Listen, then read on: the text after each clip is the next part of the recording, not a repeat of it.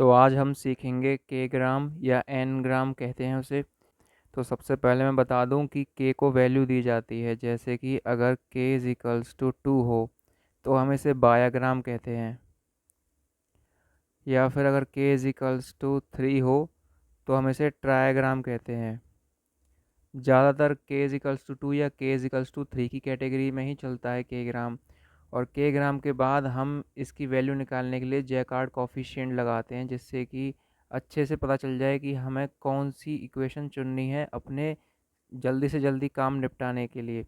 तो चलिए शुरू करते हैं। अगर मैं सबसे पहले एग्ज़ाम्पल लूँ कोई भी, जैसे कि मैंने एग्ज़ाम्पल लिया आपका अप्रैल, और मुझसे पूछा जाए कि अप्रैल का बायाग्राम निकालो, तो आप कैसे निकालेंगे? तो आपको बस सिंपल से स्टेप अपनाने हैं और कुछ नहीं।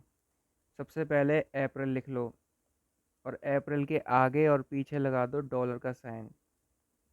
अब आपको अगर बायग्राम बायग्राम का मतलब होता है दो दो के टुकड़ों में बांटना, तो दो दो के टुकड़े में हम इसे कैसे बांटेंगे?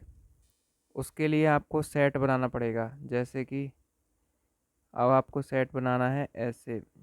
अब इसके अंदर आपको दो दो के टुकड़े में बांटना है, जैसे कि पहला ये, फिर ये, फिर ये, ऐसे चलना है, ठीक है। तो बायोग्राम में हम कैसे करेंगे? पहले दो टुकड़े कौन से हैं? डॉलर और ए। तो डॉलर ए। दूसरा टुकड़ा कौन सा है? ए और पी। A P. तीसरा टुकड़ा कौन सा है? पी और आर। P R. फिर आर और आई। फिर एल। फिर आई और एल। उसके बाद एल और डॉलर। तो ये इसका बायोग्राम हो गया, ठीक है। तो बायोग्राम का मतलब होता है दो दो के टुकड़ों में बांटना। जो इसका सेकंड लेटर है वो दूसरे सेट में पहला लेटर माना जाएगा। वैसे इसका सेकंड लेटर ए है तो इधर ए पहला लेटर है, इसका सेकंड लेटर पी है तो पी इधर पहला लेटर है। तो ऐसे तो आप बांट ही लेंगे देखकर। अगर इसका मैं पूछता कि ट्रायग्राम बनाओ, तो ट्रायग्राम इसका कैसे बनता? आपको तीन तीन के टुकड़ों में बांटना पड़ता है। जैसे कि अप्रैल को हम बांटते डॉलर ए पी, फिर उसके बाद ए पी आर, उसके बाद पी आर आई, उसके बाद आर आई एल, उसके बाद आई एल डॉलर। ये जो तीन है इसके बाद कोई सेट बनेगा ही नहीं तीन वाला, इसलिए हमें यहीं तक करना है इसे। मतलब डॉलर आगे आया इसमें और डॉलर पीछे आया, तभी ये सेट ख़त्म हो गया। ये होते हैं बायग्राम और ट्रायग्राम। तो अब हम सीखेंगे कि जैकार्ड कॉफिशिएंट कैसे निकालते हैं। जैकार्ड कॉफिशिएंट ज़्यादा कुछ नहीं है, बस एक फॉर्मूले के ऊपर डिपेंड करता है। ये जैकार्ड कॉफिशिएंट को हम फॉर्मूले में कैसे लिखते हैं, जैसे जैकार्ड कॉफिशिएंट का JC is equals to A intersection B modulus के अंदर, और इसके अंदर आएगा ए यूनियन बी, ये भी मॉड्यूलस के अंदर। तो ये इसका सिंपल सा फॉर्मूला है जैकार्ड कॉफिशिएंट को निकालने का। अब हम इसके ऊपर एक न्यूमेरिकल सॉल्व करते हैं कि इसे निकालते कैसे हैं। तो मान लीजिए हमें एक न्यूमेरिकल दे रखा है ऐसे, जिसमें कि हमें क्वेरी दे रखी है बोर्ड। दो स्टेटमेंट्स दे रखे हैं आपको, T1 is equals to morbid और T2 is equals to dashboard. इसका हमें जैकार्ड कॉफिशिएंट निकालना है, जो कि हम इस फॉर्मूले से निकालेंगे। और इसमें हमें एक्स्ट्रा में दे रखा है गिवन में के इज इक्वल्स टू 2। के इज इक्वल्स टू 2 हो तो उसे बायाग्राम कहते हैं, और के इज इक्वल्स टू 3 हो तो उसे ट्रायाग्राम कहते हैं। तो इसका मतलब क्या है? हमें बायाग्राम बनाना है। बायोग्राम में क्या करते हैं कि दो दो की जोड़ी बनाते हैं। तो चलिए अब हम इसे सॉल्व करते हैं। सबसे पहले क्वेरी वाला निकालते हैं। क्वेरी का वो बायोग्राम क्या होगा?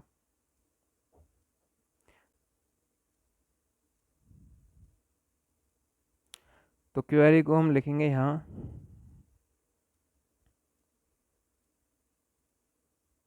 अब इसका हमें बायोग्राम निकालना है। तो बायोग्राम निकालने के लिए क्या करें? सबसे पहले दो दो के पेयर बनाएं। Dollar B, B O, O R, R D, D dollar.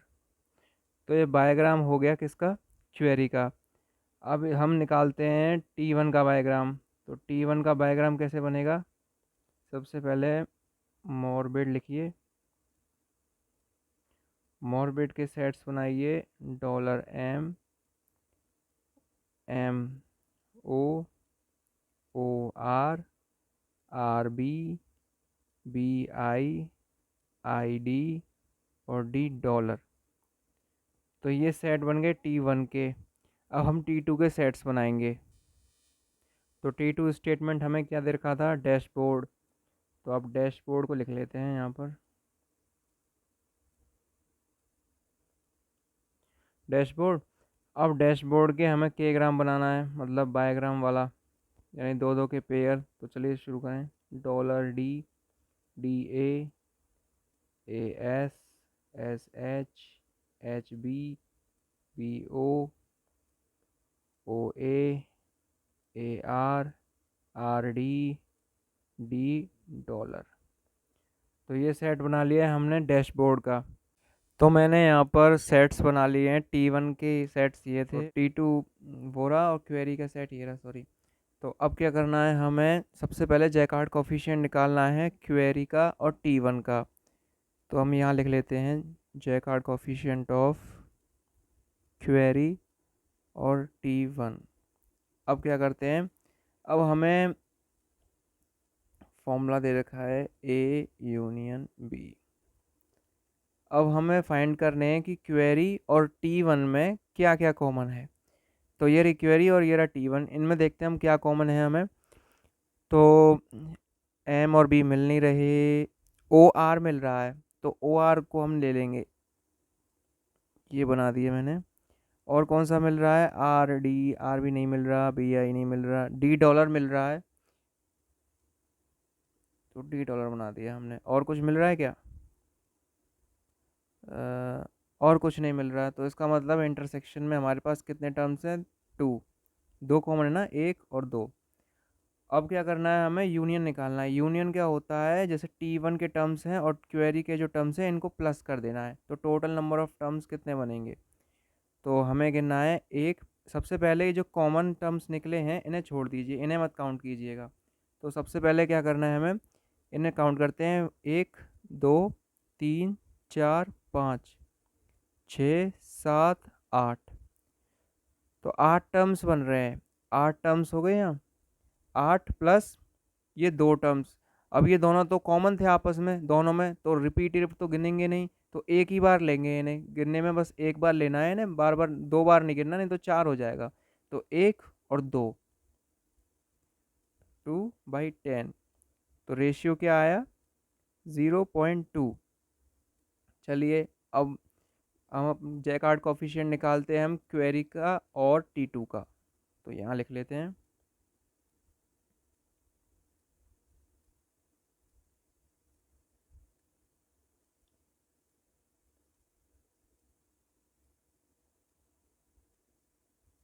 अब क्वेरी और T2 में, T2 वाले सेट में क्या कॉमन है, अब हमें ये देखना है। तो ये रहे T2 के टर्म्स और ये रहे क्वेरी के टर्म्स। अब हमें इसमें देखना है कि कॉमन क्या क्या है। क्या डॉलर भी कॉमन है, नहीं। इसमें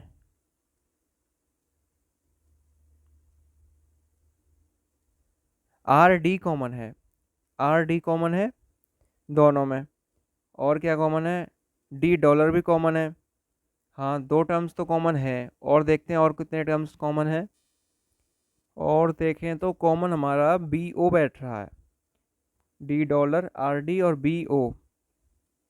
ठीक है। मैंने क्वेरी में बड़ा भी ले लिया था, वैसे इसमें क्वेश्चन में शायद छोटा भी था, तो मैंने गलती से बड़ा भी ले लिया है। तो BO इसमें कॉमन बैठ रहा है। तो आपकी क्वेश्चन जो आएगा पेपर में उसमें तो सही आएगा, छोटा ही आएगा। इसमें मैंने शायद बड़ा ले लिया गलती से। तो आप इसे देख लीजिएगा, BO भी कॉमन है। तो टोटल टर्म्स कितने कॉमन है, 1, 2, 3। ठीक है, 3 कॉमन है। तो 3 यहाँ ले लेते हैं हम।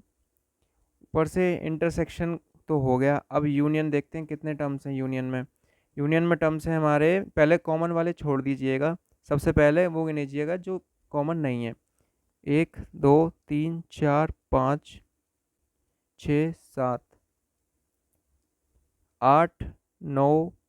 9 टर्म्स कॉमन नहीं है, तो 9 टर्म्स हम यहाँ लिख लेते हैं। अब आप देख रहे होंगे कि $D और $D दोनों हैं इसमें, लेकिन कॉमन एक ही लिया जाएगा, बार बार नहीं लिया जाएगा। ठीक है, तो एक इसे हटा दीजिएगा। तो इसे हमने कैंसिल कर दिया। ठीक है। अब हमारे पास कितने टर्म्स हैं, 1 2 3 जो कि कॉमन थे, अब इन्हें भी ऐड कर लीजिए। तो हमारे पास टोटल टर्म्स कितने हो गए, हमारे पास टोटल टर्म्स कितने हो गए कि अब हमारे पास 12 हो गए। तो 3/12 कितना आया, 1/4, 0.25। ठीक है, आप देख रहे हैं ना कि इसमें 2 बार $D था, तो उसमें से हमने एक ही कॉमन लेना था जो कि हमने ले लिया है, ये और ये। और एक जो रिपीटेटिव को हम लेते नहीं है तो एक को काट देंगे यूनियन में गिनते समय। तो ये तो 9 हो, ये टोटल मिला के 9 हो गए थे जो कॉमन नहीं थे, फिर 3 ये थे जो कॉमन थे तो 12 हो गए थे, तो ये हमने हटा दिया था, इसलिए 12 से डिवाइड हुआ है। तो हमारे पास अब आंसर कितना आया, 0.25 और 0.2। ठीक है, अब 0.25 को हम देखें तो ऐसे भी लिख सकते हैं जैसे कि 25/100, ये पॉइंट हटाएं तो नीचे 2 जीरो आ जाएंगे ना, 100 हो जाएगा, तो इसे हम 25% भी बोल सकते हैं।